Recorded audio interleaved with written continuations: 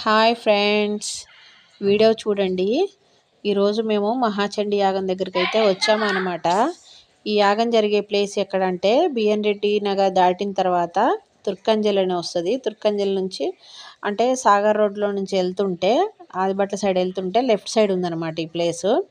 ఇక్కడ మహాచండీ యాగం జరిగిందనమాట. సో ఈరోజు శని త్రయోదశి సందర్భంగా మేము ఇక్కడికి వచ్చి మీరు కూడా చూస్తారని ఈ వీడియో తీసి పోస్ట్ చేస్తున్నాను friends. Please friends, subscribe friends. Thank you friends.